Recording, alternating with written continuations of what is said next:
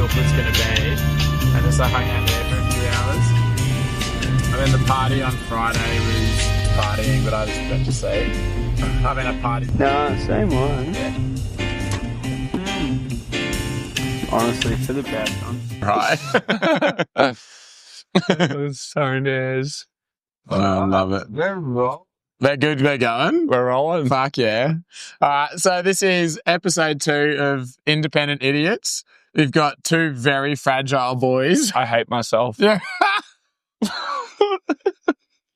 So what happened? What happened on the weekend, Jakey? Fill me in. So I mean, I was there, but fill the audience I'll in.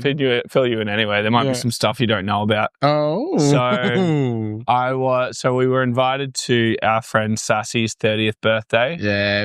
Shout out to Sassy. He's a legend. Yeah. I love him. He's very heavy in the Duff scene and the festival scene. A huge music fan, a real patron of the arts. Yeah. So I was very excited to go and celebrate his birthday, his 30th. So we went out to this house and property that's out the back of the lawn, and the setup was magic. How wild was it? Yeah. Like it was. You're crazy. so lucky though, because you slept through the whole morning where everyone else set everything up. I've been at festivals. Where remember we went to? You didn't come. We went to Kennedy's Creek Music Festival once, and it's a 3-dayer. I partied so hard on the first night that I spent the whole second day watching The Office. You got your phone up in the van. I got my phone up in the Watch van. The Office all day. Did not leave. This podcast is literally about the music industry. Every time you go to a festival, you party too hard on the first day, go to bed and watch The Office. I'm just not interested. Skip all the bands. These bands. Couldn't give a fuck about it. Oh well. But anyway, so let me just say, so the setup was basically the back of lawn, as Jake said.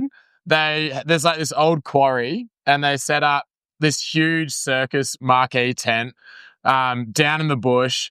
They like mulched the whole dance floor basically, which took 6 boys about 4 hours to spread the mulch around. I was so asleep. And you were just passed out in your van while we were all doing the back baking labour, so you could go and do your thing, party there.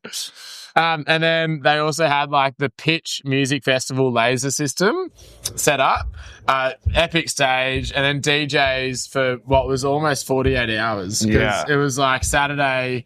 Went all Friday night and then all of Saturday night. All through Saturday till Sunday morning. Yeah, so it was 48 hours of DJs just for our mate's 30th birthday. It was so sick. So hectic. Their sound system was elite as It was well. amazing. The guy there, I can't remember his name, but he'd made the sub. He built the sub himself, and it was so bassy and so sick. It was unreal. And yeah, lovely people. I feel like the Duff culture people are just so fucking awesome. So I felt so welcomed and loved by people I've never met before. Yeah. Everyone's just sharing everything with each other. Mm-hmm. And yeah, it was so sick. Also, like, it's hilarious that our second podcast that we've done, both weeks, the first one, we'd been on a 4-day bender pretty much. And this one. And this one. Another one. Another 4-day bender. We just happened to time it with the Easter holidays and then the Anzac Day long weekend. And you having a terribly, terribly broken heart. Yeah, and me being incredibly brokenhearted and sad. Yeah. But yeah, it was sick. And then tonight we are back in Torquay. We're sitting outside Lord's Barbershop and Frother's Coffee, which is your business. That's correct. We're meant to be in there, but I forgot my key. Yeah, you forgot the key, so we have to film it out the front, which is fine. And it turns out it looks pretty good out here anyway. But yeah, so really stoked to be here. Tonight we were hoping to get into the Torquay Hotel right across the way. Great live music venue. Amazing. Like they won the best live music venue in Victoria last year. Yeah. Against like institutions like the Corner Hotel and the Gasso and like all those venues. Did you hear the Gasso's closing down? Yeah, I think it's closed maybe. It already has? I think so, yeah. That sucks, That's man. a real shame. It's a great venue. We should definitely bring that up on the podcast. We're on the podcast. But I mean, like, you can bring it up now if you want. You just brought it up. While we're on it. Where do you think we are? I don't know. I've had like 9 beers. But it sucks, man. I mean, like, that's something we should talk about is how live music venues are really struggling in all around Australia. Like, institutions like the Gasso are shutting down.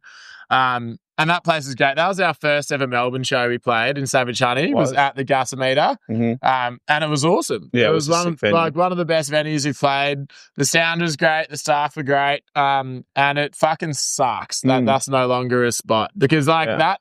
So many bands in Australia would have gone through the Gasso to become, that would have been one of the stepping stones for them to like make it in their career as musos in Melbourne or whatever they were doing. Like the Gasso was probably a big part of that. Yeah. And now it doesn't exist anymore. Yeah, it is. We've got a lovely Prado Land Cruiser backing out of this parking spot here. It's a nice unit, really. Yeah. What's up, dude? Hey guys, what's up, buddy? Yeah. How you going? Hello.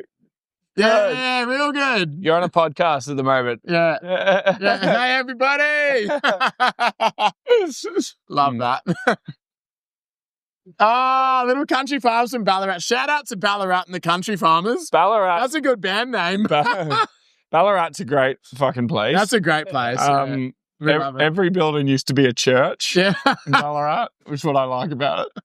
Actually? No, not every building in Ballarat used to be a church. You said it was such a bitch. I was like, why? No, I just feel like a lot of them did. Yeah, they did. They do look they like love that. churches. Yeah. Hear me now. Anyway, what are some venues that you want to play that we haven't played yet in Melbourne?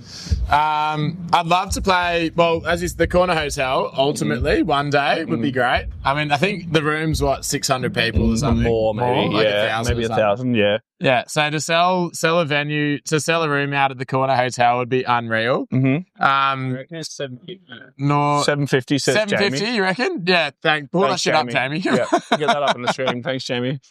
The Northcote Social Club. So I'm an arborist, as you know.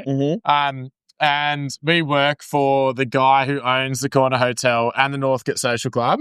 The same guy owns both. And I once approached him telling him about Savage Honey.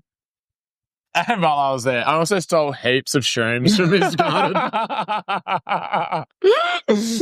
Last year, I was just there working in the trees. There was like 500 of them. Anyway, Jamie, cut that shit out. Yeah, gotta cut that out. But yeah, so I told him about Savage Honey, and he's actually genuinely quite interested. And then he listened to us and loved our music, and he said, before you go to the Corner Hotel, because it's such a big room, try book a gig at the Northcote Social. And we went into that room just like a couple of weeks ago when we were in Melbourne. Remember, were you there? No, yeah. Was it not you? No. It wasn't you that walked. Oh, it was me and Mark Hogg. Sorry. Yeah. I've been to the Corner though. Yeah. No, to the Northcote Social. Have you been to that room before? Yes. Yeah, it was awesome. Yeah. I don't know what the capacity is there, but the owner of the Corner Hotel and the Northcote Social Club said, if you want to book out those venues in Melbourne, try get on top of the Northcote Social first. If you can sell a room out there, then you'll have eyes on your band and you might have a chance to move on to the Corner Hotel. So they're probably two of the establishments that I would fucking love to play at. Yeah. Mine are the same. They're good goals. Yeah. And the SB as well in St Kilda would be really good. Yeah, we could play that room probably. That's a cool venue. Yeah. I reckon we could. I mean, we wouldn't sell it out at this stage, but hopefully at some point, I reckon we could get there. Yeah. Maybe we should make a commitment on this podcast. Yeah. Sell out the SB. What did he say? Shake hands. I'm not touching him. Yeah. It's fucking tramp. Ew. It's so cute. Don't kiss me so softly. I'm about to yeah, I agree. I'd love to play them. I was talking to the booker at the Punters Club, who also books two other big venues in Melbourne, and I can't think of them right now, but he hit us up to play his smaller venue, the Punters Club, and then two larger venues that he wants to scale us up to. So sick. Once we're back on our feet, that's exactly the email that I'm going to send. Love it. And try and do that. So awesome. That's a good stepping stone. And then we can shake hands on the Corner Hotel. Yeah. We won't rest until we play it. Yeah, done. I would love to. Who played the Pretty Littles? Yeah. So we talked about them last week in episode 1 of Independent Idiots.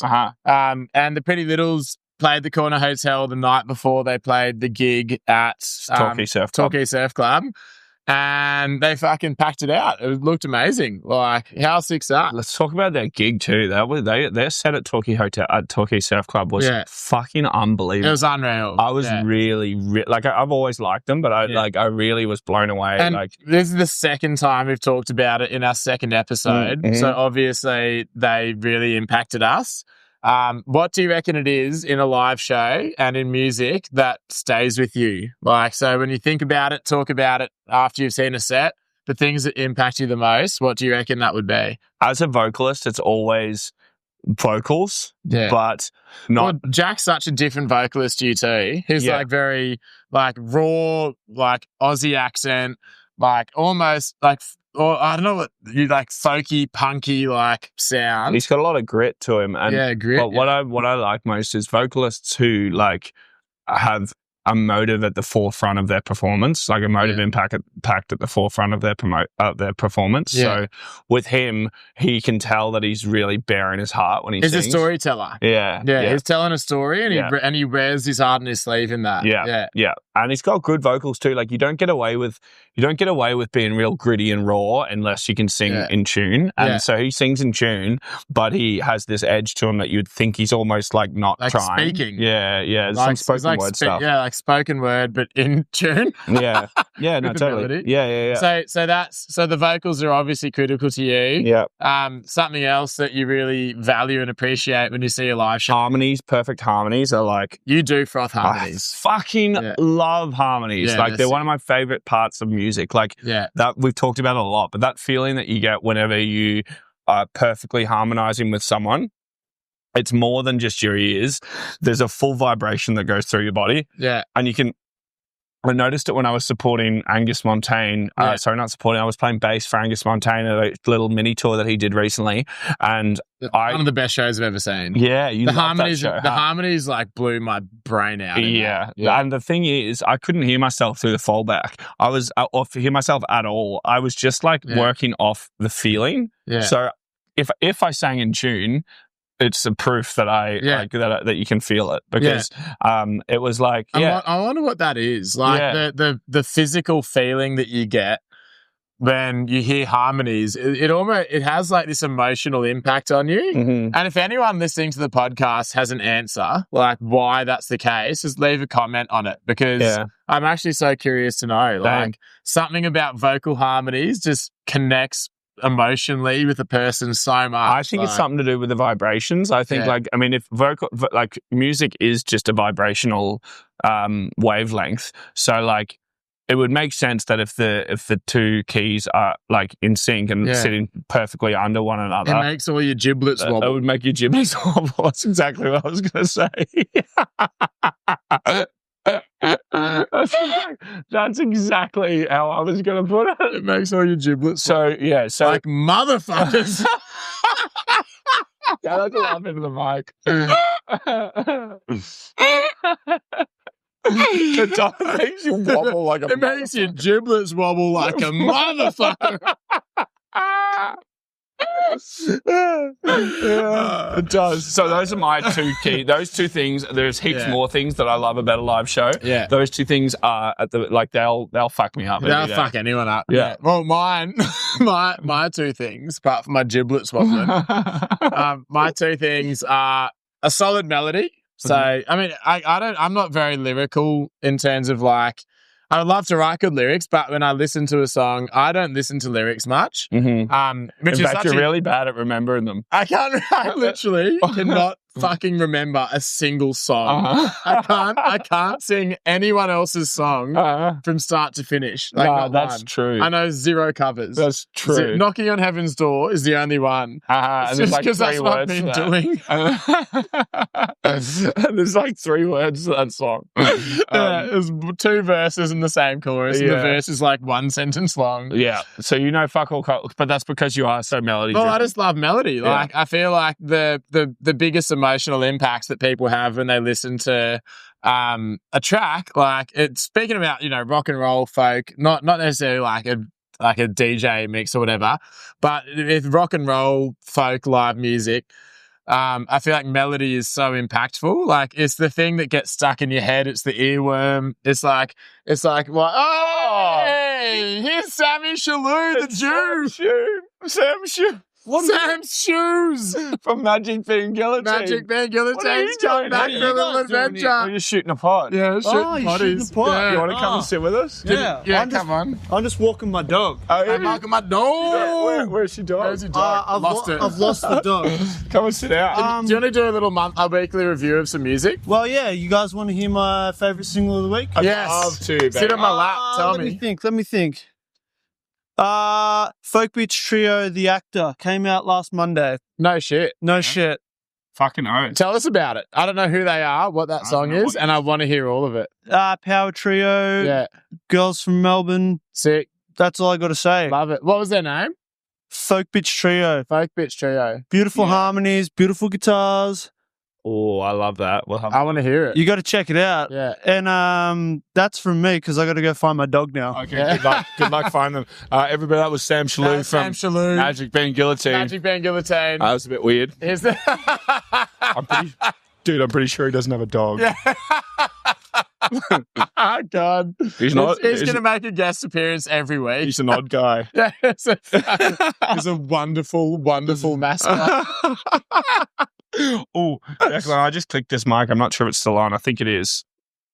Yeah. We're good. Yeah, they're running. Excellent. So, mate, what was the band called that you just said? Folk Bitch Trio. Let's go. I That's love that. such a sick name. They're awesome. Fuck yeah. Jamie, can you help me Jamie, out? pull that okay? up. Can you help me out?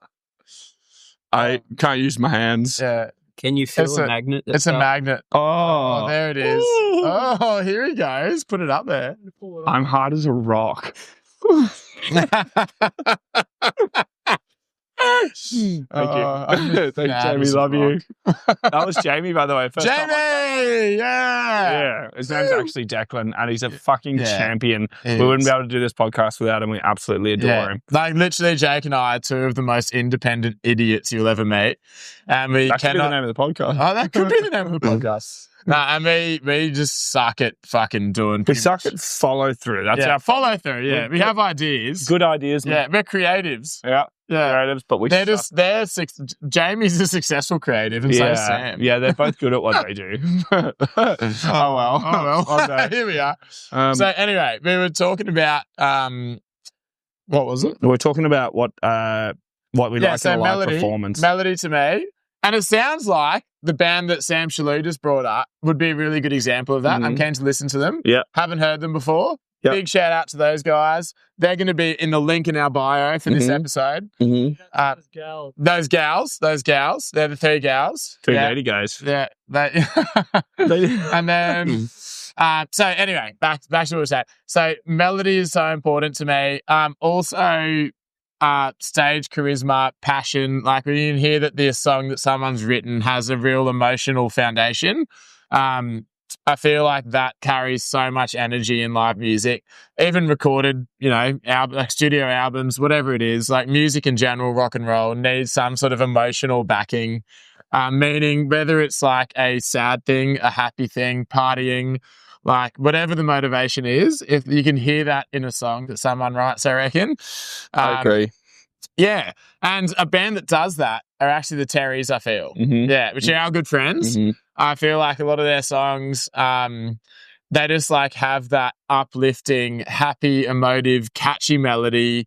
And like you understand who they are from watching them play. Yeah, 100%. Very much so. And when you meet them, Yeah, they're exact same as Yeah. how you feel they would be Yeah. after listening to their music. I agree. They're Yeah. very authentic. Let's call Finchy. Let's call Finchy. Yeah, let's call Finchy. That's a great idea. I hope he's hammered. Yeah. No, he's been sober. Has he? Yeah, he's been Good for him. sober for like over a month now. I'm going to do a little sober spell now, just so everybody knows. Yeah. Um, It makes sense after having been on this horrendous 4-day bender. I've been on quite a bender. And last weekend too. And yeah, Come on, Finchy. I like sort of taking. Have your taking- phone on you, buddy.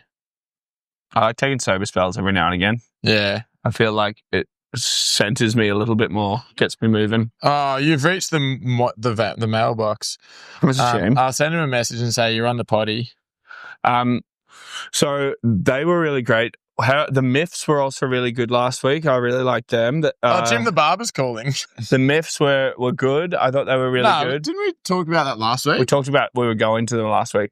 Oh, We haven't gone yet. Last week we spoke about how they're a 4-piece with their on back. You have reached. Right, okay. Yeah, so they still nailed. I thought their sound was still pretty full. If I'm honest, I do think that they were missing a little bit of middle end. So like their mids and stuff, I felt like it was quite bassy and then quite high vocals. So I would have liked to see them with another guitar. Yeah. But I don't know if that's what the fourth person used to be. Maybe it was, maybe it wasn't. But they were still good. Their performance was really good. The drummer was badass. And then Good Sniff were really good as well. They're always pretty handy. Yeah. You saw more of their show than I did. I went for a surf. They were great. Yeah. They were unreal. Yeah. They there's two dudes basically, and so the lead singer is the drummer. If you don't know Good Sniff, check him out. Lead singer's a drummer, and then there's a guy playing a bass guitar, but he has a elite pedal board where through his pedals he can create the sound of electric guitar and make it essentially amplify into this whole band sort of sound. Yeah, cool. And he's epic as well. And Lockie, the drummer singer, has agreed to come on the pod as well. So we'll have to get him on. Keep us stay tuned for him. The other thing tonight happening in Torquay is Dice, the band, just over the road there. Over the road at Torquay Hotel. We're hoping to get a chance to talk with them, but they're having a pretty hectic sound check apparently. Yeah, bit of shit's been going on. Just, as happens in the music industry, like everything can be a little bit chaotic in the evening. We don't actually know what's happening, but they're going to play an incredible set. They've just dropped a couple of songs. Haven't listened to them yet. Really keen to. They're meant to be like one of the best up and coming indie rock bands in Australia. They're from Perth, WA. Really worth checking out, Dice. Yeah. At some point, we'd love to have them on. And we'd also love to have on the booker of the Torquay Hotel, Luke. Yep. He's incredible. They run one of the best live music venues in Victoria. It's a rural town as well. So, far out, man. The shit that they've achieved and the bands they get in here is fucking wild. It's insanity. Yeah. It actually is insane. And Rory is Luke's right-hand woman. She's the the artist liaison and books the DJs and probably a bunch of other stuff that I don't know about. But she is just a legend. And that's something that's quite interesting, I think, that I've learned about venues is like, if they have a good artist liaison and they treat you really, really nice and they make you feel at home and welcome, you're so much more likely to want to go back and play there. Yeah. Well, you feel like when the Torquay Hotel looks after you, you feel like you're special. You know what I mean? Like literally you do. Yeah. Like they give us the cone of silence. Mm. Every time we play there, we ask for, there's this table in there that's a round table and they've got a curtain that you can draw over so it's nice and private. Yeah. And for some reason, when we first played there, Alex gave it to us. Alex was the artist liaison at the time. And careful even more. Alex was the artist liaison at the time, and she gave us the cone of silence. And some thought he heard her say that it was a noise cancelling curtain. Yeah. Wait, is it not? No. Oh, I thought it still was that. No, it's not at all. So it's not a noise cancelling curtain. There's nothing that is noise proof about that little. Really? Yeah. You're kidding me. I thought it was like a special. No. It's not. There's nothing. You're fucking kidding me. It's just a curtain. It's just a curtain. I never knew that it wasn't that. Code of silences aren't real. Did you ever tell me it wasn't? Yeah, I told you. You're just a drunkard. Cones of silence aren't real. They're not real. They're not the real thing. They're from Get Smart. Oh, damn. Great movie, by the way. Shout out to Get Smart. Yeah. Well, we're having Steve Carell on next week. Yeah, next week Steve Carell's coming in hot.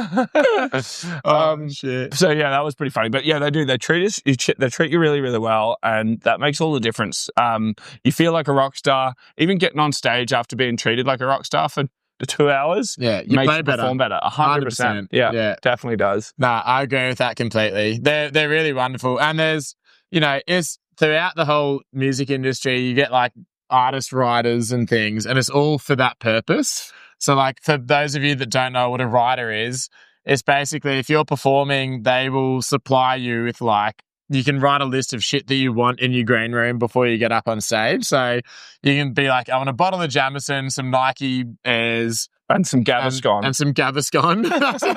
Some quickies. And they will give it to you. And I feel like the reason for that is to make you feel special. Fuck yeah, of course it is. But like you do though, like you walk in, they've supplied you with all this stuff that you've asked for, and then you feel at home, you feel welcomed, you feel, you feel like the man. Frankly, you feel it's not good to be ego-y apart from when you're about to go on stage, and especially as a front man, especially just the style of front man that I am. Yourself. You need to be fucking on, and you need to be backing yourself, and you need to feel like you're going to own the room, and nothing makes you feel like that more than someone treating you like a rock star.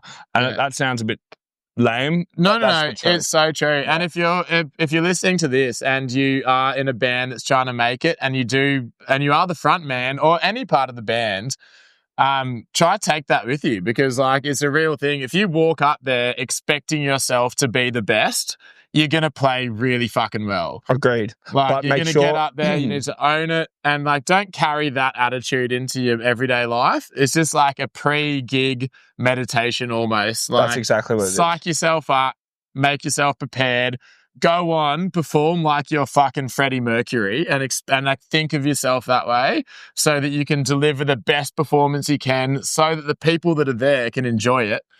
And then, man, every time you'll play a really good show. I agree. But it's an important thing that you touched on there, which was like knowing how to leave that at the door is so important, because like I think a lot of bands and a lot of frontmen can get very carried away with like thinking that they're the shit.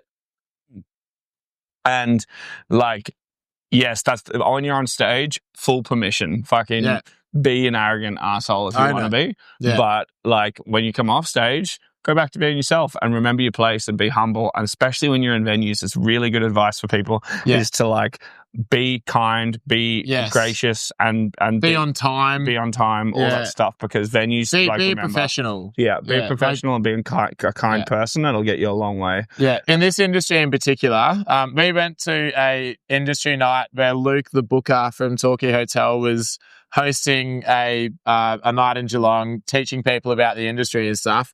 And one of the things that he said was that is like one of the most important things you can do as a band in particular is be punctual, like make phone calls, be polite, be grateful, be humble.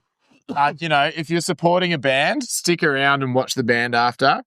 Like, just show real, genuine appreciation for the fact that you're there playing, because although you've earned that spot by all the work you've put into your music, it is a game of luck and chance in a way as well. And to show genuine gratitude to be playing at a venue like the Torquay Hotel or the Corner or the SB or wherever it is, doesn't matter where, it's really important to like show that gratitude. And then if you do that, then the people who booked you will tell other booking agents. 100%. And they'll like tell other bands, and like your name in the industry will grow because you're so easy to work with and you're appreciative, and that's how you can make it like a lot easier for yourself as a band. Yeah. I agree with that totally. And it's sound advice. He's given us a lot of advice over the years. But yeah, I think, it's one of those industries that is who you know, and it is your reputation, and you only really can break that once. Yeah. You take. It was at this moment the camera and microphones cut out. During this time, Jake and Dom decided to call Finchy from the Terrys. Here we go. As you do on a Sunday night. I smoked a little Jozzy and a little Joz boy. Arcade Chook and totally forgot. That's so hot. Did you have a nice bath as well? Yeah. Yeah. Yeah, we did. Good boy. Yeah, the best bath. You're such a good boy. We were just talking about your recent writing trip, actually, and also the new song you guys just released. Do you want to tell us about it? Yeah. Wait. Sorry, what did you say? We were just talking about the recent writing trip that you were on, and also the new single that you just released. Tell us about the new single. What's it called? What's it about? It's a fucking catchy ass song. So we released Once Is Never Enough, like fucking maybe like 2 months ago, a month ago or something. Yeah. And then Catalonia Dreams is coming out this Friday. Can't wait. Which is that's the one I can chat about. It's fucking probably my favourite song that we've ever made. Dude, it's my favourite song you've ever made too. It's fucking unreal. Thanks, bro. Yeah, Yeah. so that's that. I mean, What's it about, how Finchy? quickly your podcasts come out, but fucking might be out by the time anyone listens to this. I probably will be. So get on to Spotify or any of the streamers and Hooked stream. on cocaine. It's such a good song. Yeah. And then the writing trip's just, fucking write some songs with your mates. Yeah. Where'd you go? It's kind of like, I mean, no shade on them, but like they were kind of like, oh, he's going to this Airbnb. Like, yeah, you should do like all this and that, and you can play the album live, and we'll get people there to film it, and we're kind of just like, nah, I just want to make more songs. Yeah. And like, Good. You seem to be super motivated. I feel like it's got, like this sort of saying, no shade on them because obviously they're fucking mad dogs, and you need that. But like, I feel like even if you got a whole big pile of music there ready to rock and roll, like it's good to still make songs, especially because if you're sitting on mad songs already, then you take the pressure off yourself to write good songs, and then you end up making good songs anyway. Yeah, 100%. And you seem really motivated at the moment to write, Finchy. Where's that coming from? Yeah, I think it's because like the album is fully done, and I guess in the process of making the album, I learned a lot. Mm-hmm. So now I'm just kind of keen to keep learning, and like even when I hung out with you, Dom, the other day, and it's just good to write with people. Like, how good is it, man? Collaborating is one of my favorite things in the world. And as a band as well, like when you just get into that space, when you get a house in the bush and you just fucking lock in with each other, you wake up every morning together and you just spend time trying to figure out what is going to make people enjoy this song. There's something so sick about that process. I love it so much. It's sick, dude. And the thing is that like that we've been doing a lot, and I've been like really accepting his like full on like writing with people, like because like lyrics especially and melodies, because before this album, it was just pretty much like no one ever would help me. Like I just had to try and figure it out by myself. And I've never written songs before this band. Yeah. So like, and now you're in one of the biggest like one of the biggest fucking bands in Australia. You How's guys that are feel? fucking killing it right now, you dog. It's weird because like I listen to the music probably like my fourth song that I ever wrote ended up on the fucking radio. So it's like, wow. Yeah. What was that one? It's almost a little bit embarrassing sometimes because like as I get better, I end up despising my old music. Yeah. That's interesting, isn't it? Like, I end up feeling, it's not that I don't like it, it's that I feel like, oh, why didn't I just like, I know how I could have made it even sicker. Yeah. But then I guess that in a way is why they are sick, because you can tell that that like you're just figuring it out, and like sometimes sometimes that's like cool, just not getting overthought. 100%. And it's so interesting how like you listen back to something that you wrote 2 years ago and you hear it complete, because at the time you're frothing so hard on it, but 2 years later you listen back and you're like, fuck, I could have done this so much better. But it's just a sign of development as a musician and like a songwriter. I think like as a consumer, it's really good to see growth in a band. Like I love it when people release new albums and you can see improvement or a pivot. And this album that you guys have coming out, I've been so lucky to have a sneak peek at it, and dude, holy shit, how fucking good is it? We're very excited. When will that come out, Finchy? Do you have a date yet? Yeah, I'm frothing too, and yeah, and Jake, it is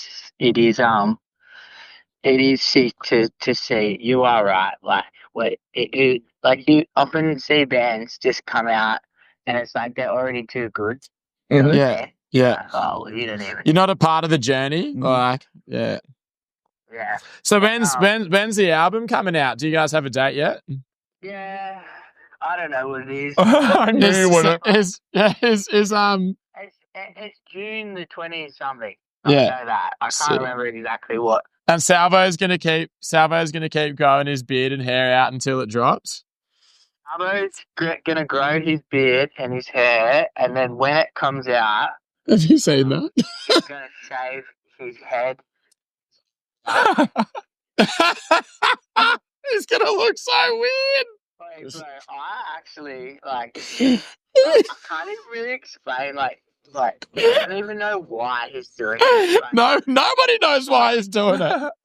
Because I just remember one day he was on about having his long hair and his facial hair and shit, and he was like, "Oh, bro, do you want to do a skit where you shave my eyebrows off?" And I don't know, he wanted to shave his head, his eyebrows, and his face. He just thought that would be fucking funny.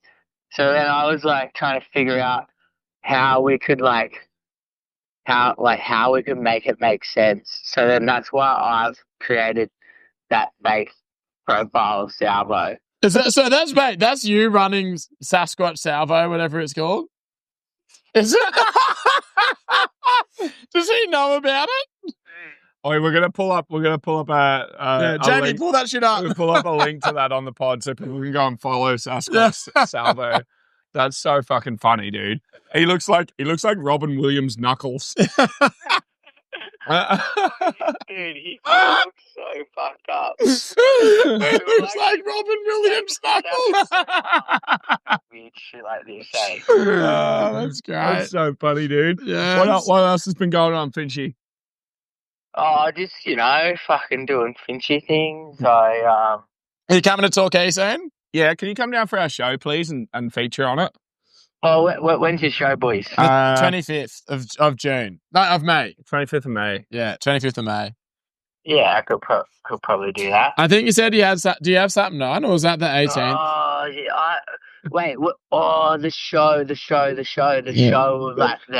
Not a Savage show. Nah, it's a so-far one where me, Jake, and Sam Shalou are going to play little individual sets. It's going to be at my gaff in Jan Juck. And we're going to sit up. It's going to look real pretty and cozy. Light a fire. I think there's 60 tickets. I think what is it, $30 a ticket or something? Yeah. And we're just going to play new music. You could come play that song that I was playing at Sticky's studio that day, and then we could party like fuck afterwards. Yeah, we could party like fuck after. Yeah. Wait, well, I'm pretty sure. Yeah. I think you got something on. Man, it's hard for me to remember dates. So Yeah. That's fine. You got people to do it. It's a frontman thing. Jake Hunniford's the exact same. I'm so fucking keen, bro. It sounds like something that I would really have fun doing. Yeah. Well, I hear you've been off the piss, Finchy. Is this true? Have you been off the piss? I've heard. Yeah, 1 month and 1 week today. Fucking oath. How do you feel? Oh, I don't feel depressed. So maybe that's what's going on with me. Someone tell Dom. Someone teach me how to do that. I'm so depressed, dude. I don't feel depressed, so I think it's working. But the thing is that I'm still fucking that keen to get maggot. Yeah, you lot. I'm just waiting, bro.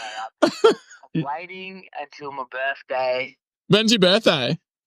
On the 5th of May. What? Oh, I'm the 9th of May. Who gives a fuck? Sorry. did you say? I was like, I'm the 9th of May, and Jake was like, who gives a fuck? That's 4 days apart. That's not that.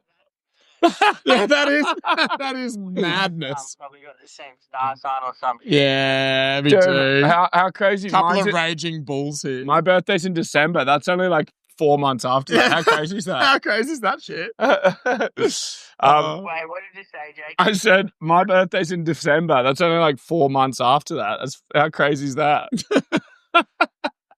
Also, bad maths. Oh yeah, I don't know months. Rick, reaffirming independent idiots. Yeah, it's a frontman thing. We're not good with dates. Yeah, you're so bad at dates, both of yous. Mm. You're both Jakes and you're both frontmen. You both suck at dates. Yeah. You know what? Yeah. You shouldn't need to know about. You shouldn't need to worry about time. Nah, you shouldn't have to worry about You time shouldn't. and organising shit. Finchy, let's just talk quickly about how we met, and then we'll let you go. Do you remember? Do you remember the day we met? I remember the day, boys. You I do? remember the day we're at the Was it Forest Creek? Hotham. Hotham? cold snowfields sucking down warm piss. Oh, hot piss. Yes, a lovely bit of hot piss. Hot piss. Oh, shout out to the Jenny in Hotham. Yeah, we had lovely warm apple pie drinks, which is If you haven't been to Hotham before, if you go to the Jenny, get the hot piss. yeah. just say the Just Terry. go get the so Terry said, the get Ter- some hot The piss. Terry's and Savage Honey sent you, and you want some lovely hot piss. Yeah, so I'm pretty sure we both performed probably like the worst gigs of our life. Yeah. I'm sure the hot piss had something to do with it. Uh-huh. And I banged someone in the broom closet while you were performing.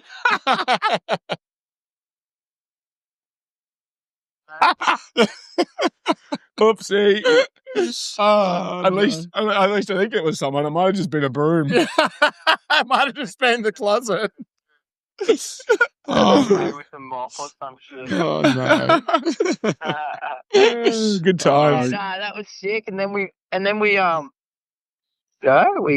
fucking became friends, and Yeah. we're like, well, we fucking thought we'd better be nice to each other since we've had another 4 or 5 shows in a row together or whatever. Yeah. That was so much fun. And thank you so much for having us on as well.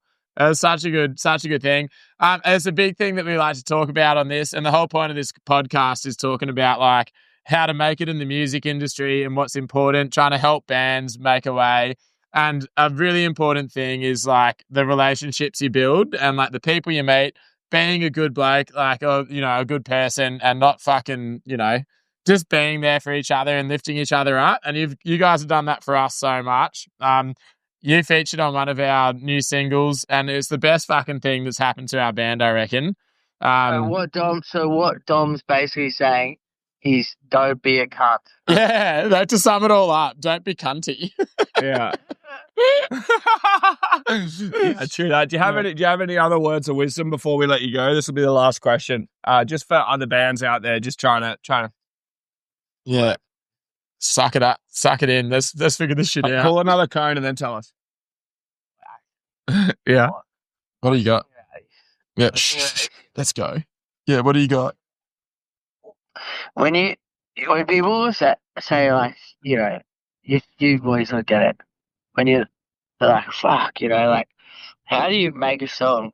But I reckon the best thing anyone's ever told me is that making a song is actually easy because there's no right or wrong way to do it. And like when people are like, oh, well, you have to put the bridge here and you have to do this and do that. No, you fucking don't. You have to make a song. If you like it, then just that's sweet. Fucking oath. It is good advice. I love the way that you talk so much. I always have. But yeah, that's sound advice. Hey, you just like it's do it for you and do creative. What you think sounds good in your ears and not be too attached to like structure and whatever. Fucking sound, man. Sound advice. Because the thing is, it's fucked me over in these recent days. Is now that I have understood more about music, I feel like I overthink it, and it sucks. Yeah. Well, man, to be creative, to be an artist of any description, means that you're creating something without it being the intent of, forming into any sort of social norm. Creativeness is to stand outside the social norm. So you shouldn't have restrictions on how you write music. Just fucking write what you feel is right. Write how you feel something sounds good to you, or like, just fucking let it run, let it flow, and then get in the flow state. And who gives a fuck about where you put the bridge? Like, it's fucking sound advice. Leave that to town planners. Yeah.